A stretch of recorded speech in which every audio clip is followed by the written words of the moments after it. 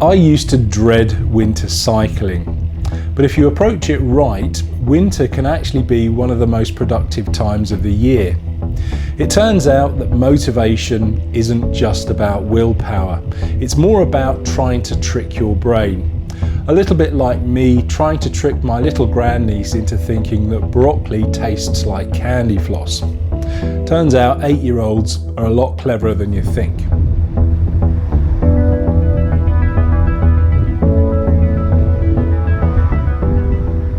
Today I'm going to show you the simple things that I'm doing right now to make my winter cycling bearable.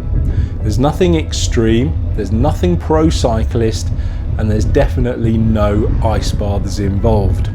I've got really big plans for next year, and getting ready for them doesn't start in the spring, it starts right now. Listen, I hate to be the one that's going to pop your motivational bubble, but if you're going to rely on sheer willpower to get you through this winter, you're going to be very disappointed.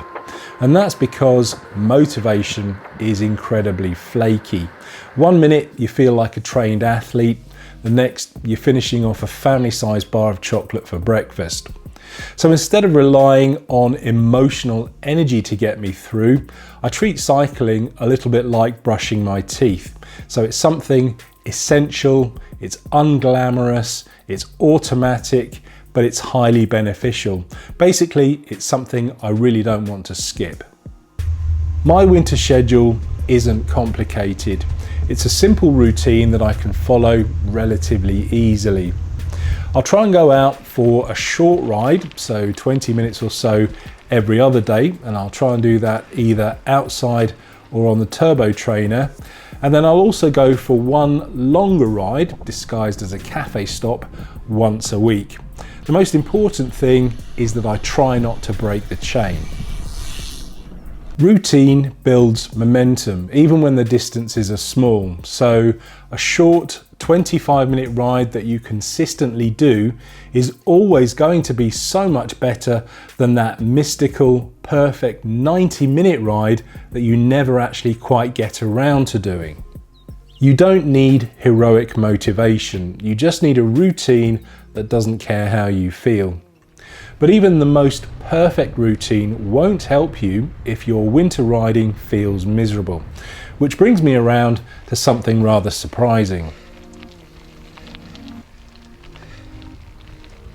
What's the one thing that many winter cyclists forget?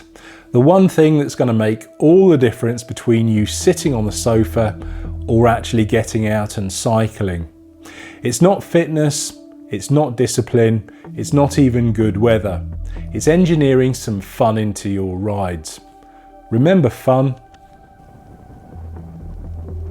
When I was a kid, we had to give our dog some tablets, but the problem was, every time we tried, she would just spit them out. So what did we do? Yeah, of course, we just put them in her food and it was job done. And it's exactly the same with your cycling. Winter becomes 10 times easier when you stop treating it like punishment. I always try to build some fun into my rides. For my outdoor rides, I'll generally pick a short, scenic route rather than a long, character-building one. I may even build in a cafe stop. I'll always make sure that I'm wearing some nice warm cycling gear so I don't feel like a wet Weetabix. And if I'm riding during the hours of darkness, I try and pretend that I'm in some Nordic noir crime thriller. Dear boy daily. For my indoor rides, well, yeah, naturally I'll be listening to music, but I will also try to gamify it. So for instance, if I increase my cadence, that's 10 pink pixie points. If I hit my power target, then yep, I get to use the good shampoo in the shower afterwards. And if I don't pass out, well, that's a gold star right there. Yep, I live with an infant school teacher. When rides become fun, even just a little bit, then consistency stops feeling like a chore. But even the most fun rides won't get you very far if you fail to use winter to prepare intelligently. And this leads me to the bit that many cyclists tend to overlook. Did you know that the average cyclist loses between 20 and 40% of their fitness over the winter? But the ones that are improving aren't training harder, they're just training smarter. Winter isn't the time to go chasing your FTP. It's the time to focus on those dull, boring, unsexy foundations that everything else relies upon. So for instance, endurance, consistency, strength, and technique.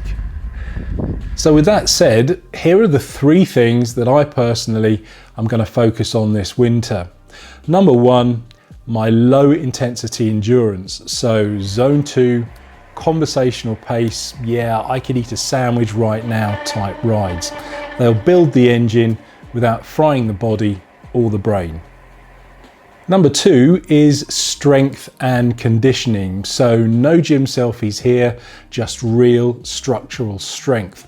The sort that's going to prevent injuries next year and make your climbing feel, well, almost doable. Essentially, they're going to be lower cadence, slightly higher gear sessions on the bike. And number 3, light skills work. So cadence drills, smoother pedaling, better position on the bike. Basically, all of the things I ignored over the summer because I was too busy sweating. This isn't about being impressive now, it's about setting future you up for the season that you said that you were going to have this year, but somehow kind of ignored. Yeah, these foundations might well sound dull and boring right now, but come next February, March time, and I promise you, you will be very glad that you did them. Next year won't just be better, it will feel smoother, easier, and far more enjoyable. If you're not already signed up to my free newsletter, I'll leave a link in the description below. I send out monthly tips for us cyclists over 40 that want to ride more, ride better, and generally have a bit more fun. Thanks for watching, and I'll see you on the next one.